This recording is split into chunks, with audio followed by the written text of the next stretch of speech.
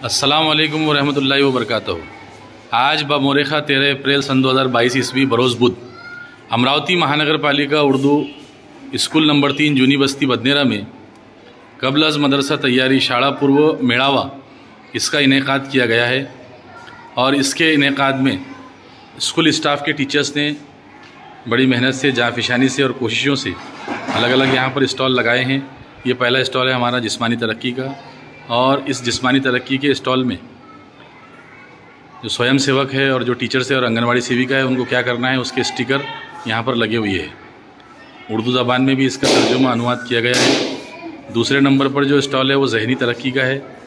तीसरे नंबर पर जो स्टॉल है वो समाजी और जज्बाती तरक्की का है। चौथे नंबर पर जो स्टॉल है वो ज़बानदानी की तरक्की है।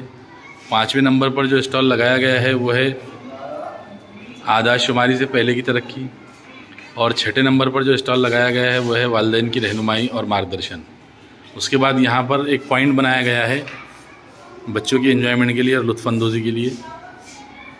ये पॉइंट जो है, इस पॉइंट पर बच्चे यहाँ पर एक सरगर्मी में पार्ट लेंगे, हिस्सा लेंगे। यहाँ कुछ बच्चे बैठे हुए नज़र आ रहे हैं हमको। ये हमारे स्कूल के ज़ेर तालीम तालिबात हैं। इसके अलावा एक सेल्फ़ी पॉइंट भी है हमारे पास। ये नोंदनी रजिस्ट्रेशन